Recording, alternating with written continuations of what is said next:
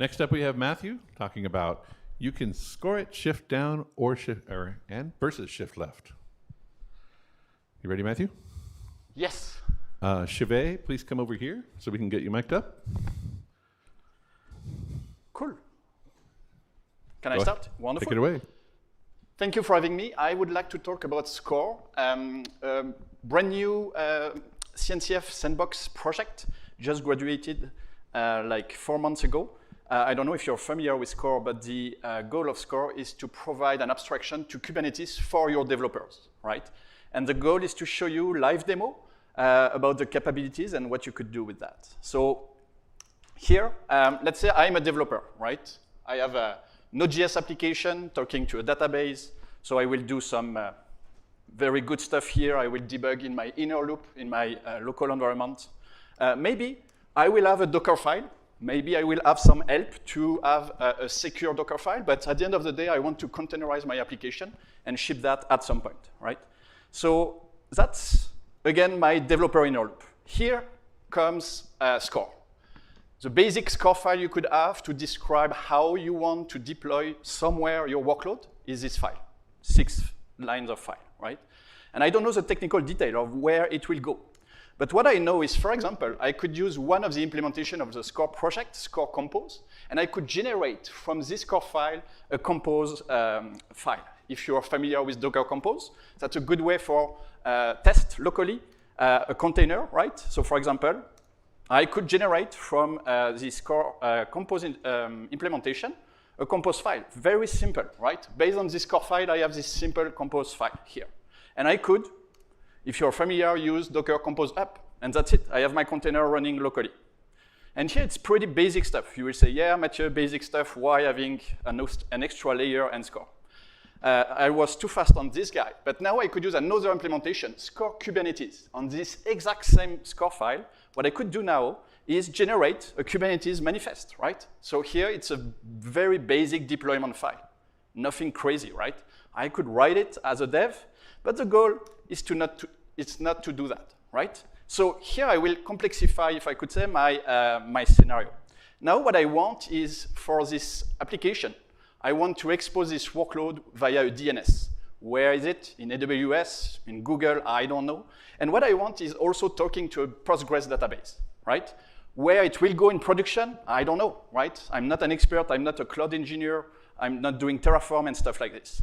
So here comes a very more complex SCORE file. You could see same SCORE file, but now I have more environment variable. I know the port of my workload. I know also how to inject the connection string. Someone will generate for me at some point, and I will inject that in my environment variable. And here comes the description of the dependencies I want. I want a Postgres database, please, and I want a DNS, because at some point I would like to expose my maybe public or internal DNS workload. So that's the kind of description I will have. And here, now I could use again SCORE Compose. And guess what?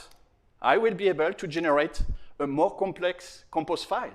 Do you want to ask your developer to write this almost 100 lines of code to describe a Docker Compose test environment with a Postgres, et cetera?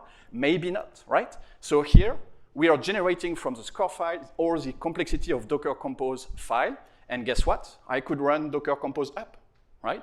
And here, I will have, when it will be ready, here, if I look at Docker PS, I will see my Nginx exposing the DNS, exposing my workload. I will see my Postgres database and my workload, right? And I could test it. I could list the resources generated by SCORE Compose, and I could test my application. Yeah, it's working locally. Fine, let's move on. Now in the CI/CD pipeline, maybe at some point it will have a Kubernetes cluster.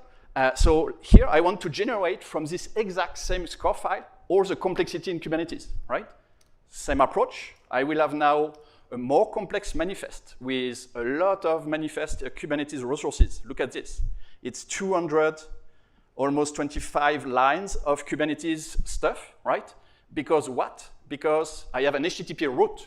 I have an ingress, maybe. I have a service. I have a secret, a config map, a stateful set for the Postgres database, et cetera, et cetera. It's complex. As a developer, I shouldn't care about that. So here, we are generating that for me. And I could kubectl apply this manifest and look at this. I have this because maybe locally I have access to a cluster, so I could look at the resources generated. I could list the resources dependencies generated by Score Kubernetes, and I could test my application, right?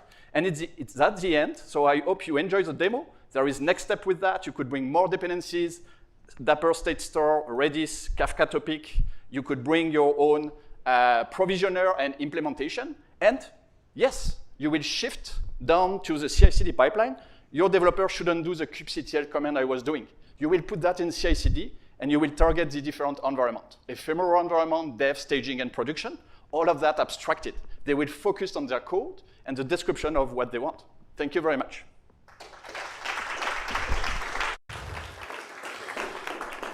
Thank you, Matthew. Now introduce